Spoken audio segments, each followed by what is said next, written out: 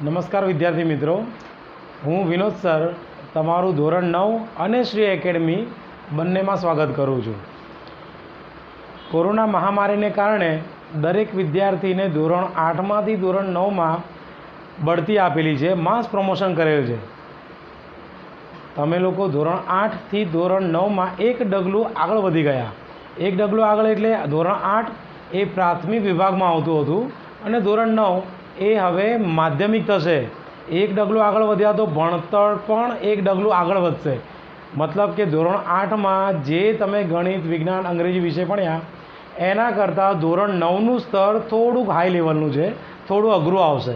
તો મિત્રો, તમારે ધોરણ 9માં મહેનત કરવાની છે, કારણ કે ધોરણ 10નો પાયો ધોરણ 9 છે. ધોરણ 9માં તમને શિસ્તબદ્ધ અને વ્યવસ્થિત મહેનત કરી હશે તો ધોરણ 10માં તમને સારામાં સારા ગુણ અને પર્સન્ટેજ પ્રાપ્ત થશે જ. બરાબર? તો ધોરણ 9માં શિસ્તબદ્ધ અને વ્યવસ્થિત મહેનત કરો. વધારે સમય ન બગાડતા આપણે ધોરણ 9માં પહેલું ચેપ્ટર શરૂ કરવા જઈ રહ્યા છીએ. ચલો વિદ્યાર્થી મિત્રો, હવે આપણે શરૂ કરવા જઈ રહ્યા છીએ ધોરણ 9 પ્રકરણ 1 સંખ્યા પદ્ધતિ. બરાબર? અગાઉના ધોરણમાં તમે આના વિશે થોડીક માહિતી મેળવી હશે.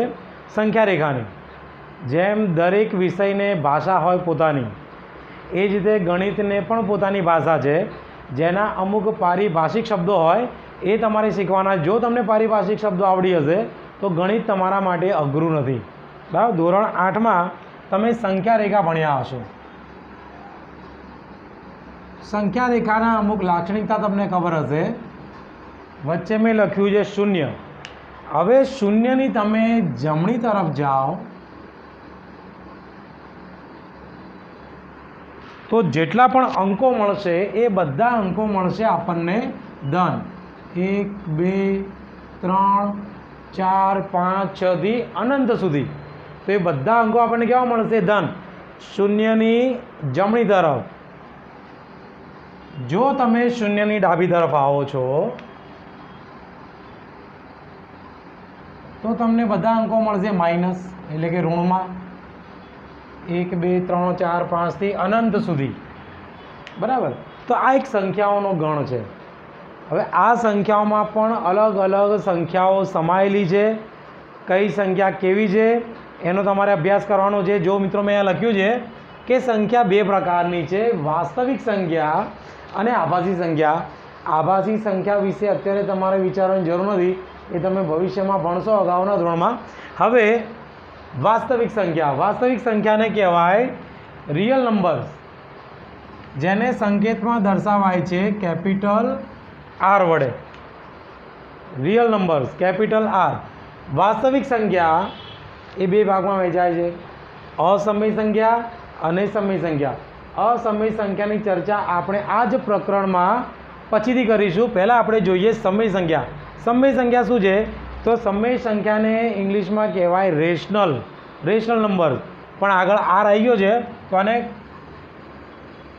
દર્શાવીશું આપણે કેપિટલ ક્યુ વડે. બરાબર? ઇંગ્લિશ શબ્દ છે ક્વોટિયન્ટ, એના પરથી કેપિટલ ક્યુ. સમય સંખ્યા. સમય સંખ્યા શું છે કે જો પી અને ક્યુ, જો પી અને ક્યુ પૂર્ણાંક હોય, પૂર્ણાંક આગળ જે પૂર્ણાંક, બરાબર, ગુજરાતી ભાષામાં તમારે સંધિ છોડો, સંધિ જોડો એવું આવે છે. તો પૂર્ણાંકનો મતલબ શું થાય? તો પૂર્ણાંકનો મતલબ થાય પૂર્ણ અંક, કે જે અંક પૂર્ણ છે, અપૂર્ણ નથી. અપૂર્ણ કોને કહેવાય? 2.4.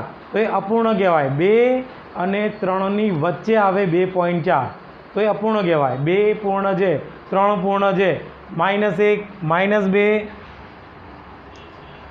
બરાબર? તો એને કહેવાય પૂર્ણાંક સંખ્યા. તો જો પી અને ક્યુ પૂર્ણાંક હોય, પૂર્ણાંક, અને ક્યુ શૂન્યેતર, શૂન્યેતર એટલે શૂન્ય સિવાયનું કંઈ પણ શૂન્યેતર હોય અને તેને પી ભાગ્યા ક્યુ સ્વરૂપમાં લખી શકાય. ખાસ મિત્રો યાદ રાખજો કે સમય સંખ્યા એટલે શું? તો જે સંખ્યાને આપણે પી ભાગ્યા ક્યુ સ્વરૂપમાં લખી શકીએ એ બધી સંખ્યા સમય સંખ્યા છે. અંશ અને છેદના સ્વરૂપમાં. ઉદાહરણ તરીકે 1 પંચમાંશ -2 સપ્તમાંશ 4 તૃતીયાંશ 5। હવે તમે વિચારો કે સાહેબ 5 5માં છેદ તો છે નહીં, જે પણ સંખ્યા પૂર્ણ હોય એના છેદમાં કશું જ ના આપ્યું હોય તો એના છેદમાં આપણે 1 સમજવો, બરાબર। એટલા માટે આ લખ્યું છે કે જો પી અને ક્યુ પૂર્ણાંક હોય અને ક્યુ શૂન્યેતર, આ શૂન્ય સિવાયનું છે, શૂન્ય હોવું જોઈએ નહીં। કોઈ આમ લખ્યું કે 7/0 તો એ ચાલશે નહીં, બરાબર। ક્યુ કેવા હોવા જોઈએ આપણે? ક્યુ શૂન્યેતર એટલે કે શૂન્ય સિવાયના હોય અને તેને પી ભાગ્યા ક્યુ સ્વરૂપમાં લખી શકાય તો એને આપણે કહીશું સમય સંખ્યા। હવે સમય સંખ્યામાં પાછા બીજા 3 ભાગ છે, બરાબર। સૌથી પહેલાં આપણે વાત કરીએ પ્રાકૃતિક સંખ્યા। પ્રાકૃતિક સંખ્યાને નેચરલ નંબર્સ કહેવાય, નેચરલ નંબર્સ પ્રાકૃતિક સંખ્યા।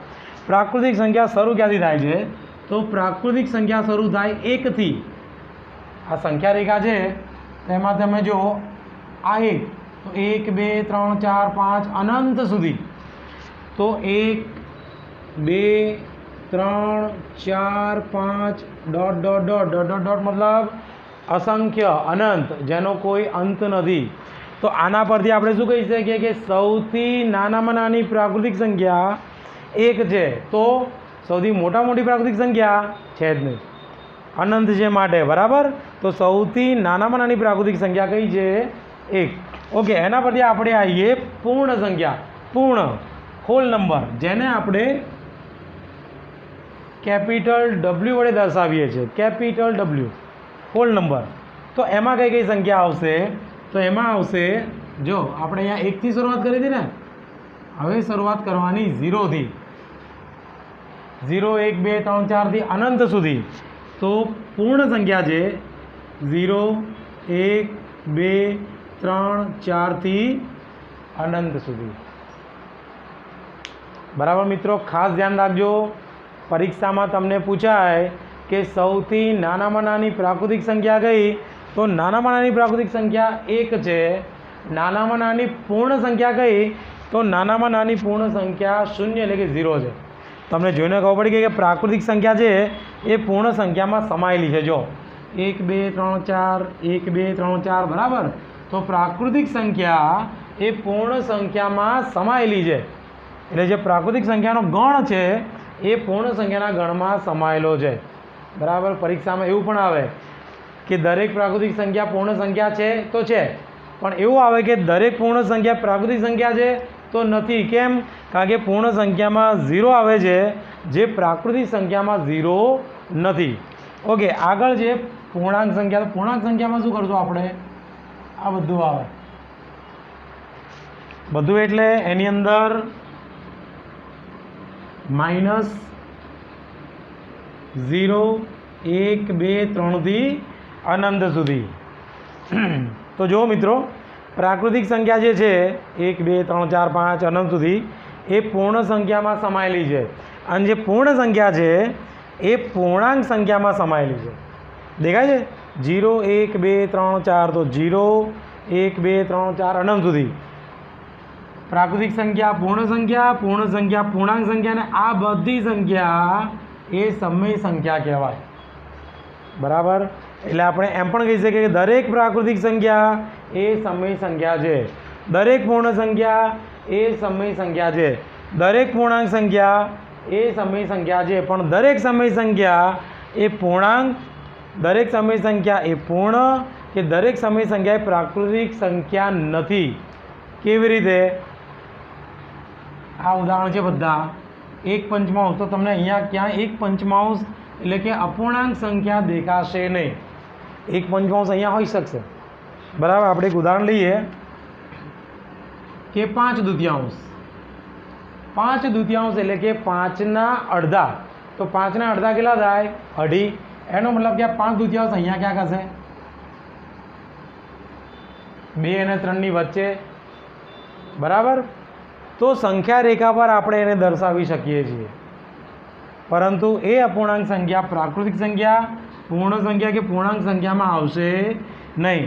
માટે કહી શકાય કે દરેક પ્રાકૃતિક સંખ્યા એ સમય સંખ્યા છે, દરેક પૂર્ણ સંખ્યા એ સમય સંખ્યા છે, દરેક પૂર્ણાંક સંખ્યા એ સમય સંખ્યા છે, પણ દરેક સમય સંખ્યા એ પૂર્ણાંક સંખ્યા નથી, દરેક સમય સંખ્યા એ પૂર્ણ સંખ્યા નથી અને દરેક સમય સંખ્યા એ પ્રાકૃતિક સંખ્યા નથી. બરાબર, વધારે ગૂંચવાનું નહીં, ખાલી થોડું ધ્યાનથી જોશો તો આવડી જશે. અને એક ચાર્ટ જે ફ્લો ચાર્ટ જેવું એ તમારે યાદ રાખવાનું, મગજમાં ફિટ કરી રાખજો, તો આના જે પ્રશ્નો પણ પરીક્ષામાં આવશે એ પણ તમને 100% આવડશે. બરાબર, હવે આપણે જોઈશું થોડા ઉદાહરણ.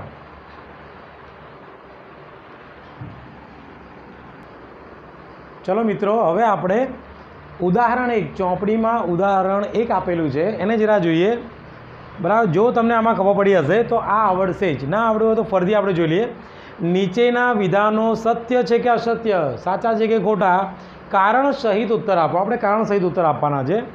પહેલું છે કે દરેક પૂર્ણ સંખ્યા એ પ્રાકૃતિક સંખ્યા છે. સત્ય છે કે અસત્ય જોઈ લઈએ આપણે. દરેક પૂર્ણ સંખ્યા, પૂર્ણ સંખ્યા ક્યાં છે? આરે પૂર્ણ સંખ્યા. પૂર્ણ સંખ્યા ક્યાંથી શરૂ થાય છે? 0થી. જ્યારે પ્રાકૃતિક સંખ્યામાં 0 નથી, એટલા માટે દરેક પૂર્ણ સંખ્યા એ પ્રાકૃતિક સંખ્યા નથી, માટે આ શું આવે? અસત્ય.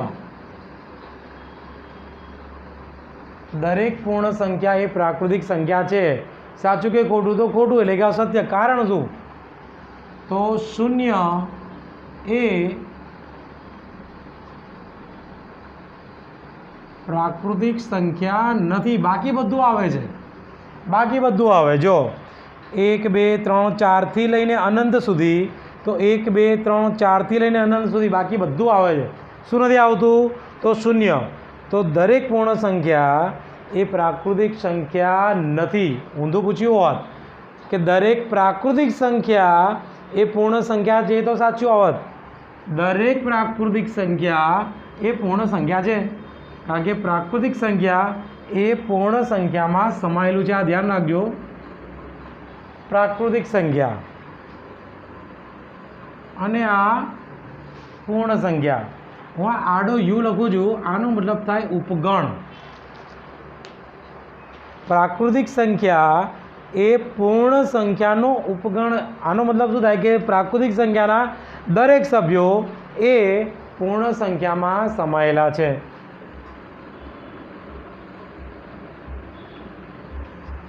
અને પૂર્ણ સંખ્યાના દરેક સભ્યો એ પૂર્ણાંક સંખ્યામાં સમાયેલા છે.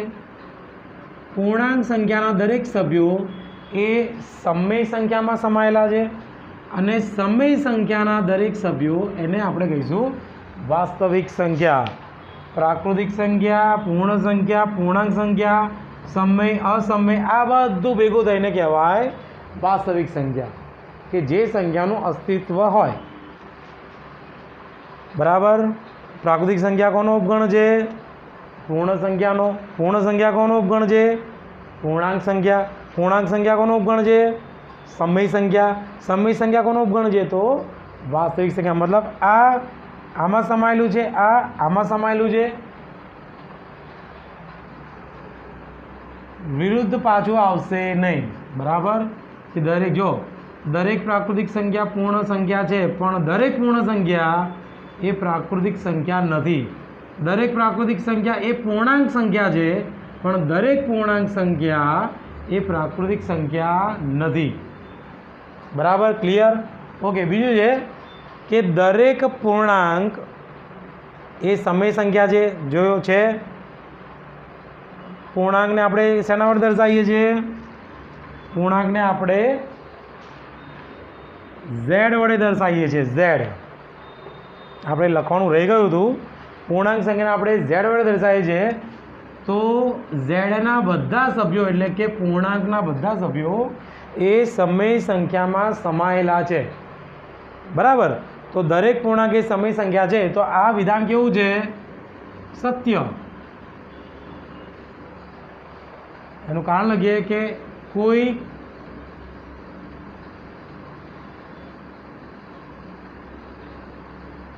પૂર્ણાંક સંખ્યા, કોઈ પણ એક ધાર લઈએ આપણે, કોઈ પૂર્ણાંક સંખ્યા એમને m/1 સ્વરૂપમાં લખી શકાય. આની ચર્ચા આપણે હમણાં જ થઈ હતી. એ કોઈ પણ પૂર્ણ સંખ્યા આપી હોય તો એ પૂર્ણ સંખ્યાના છેદમાં કશું ના હોય તો ત્યાં એક તો હોય જ, મતલબ એ પી ભાગ્યા ક્યુ સ્વરૂપ જેવું જ છે અને પી ભાગ્યા ક્યુ જેવું સ્વરૂપ એટલે સમય સંખ્યા થાય, માટે આ વિધાન સત્ય છે. આગળ, દરેક સમય સંખ્યા એ પૂર્ણાંક છે. દરેક સમય સંખ્યા પૂર્ણાંક છે. જો આના કરતાં ઊંધું લખેલું છે તો આ આવશે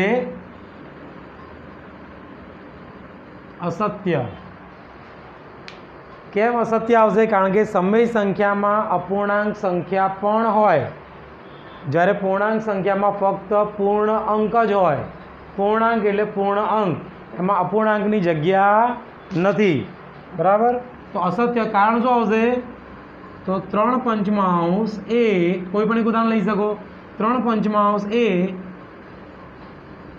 એક સમય સંખ્યા છે, પરંતુ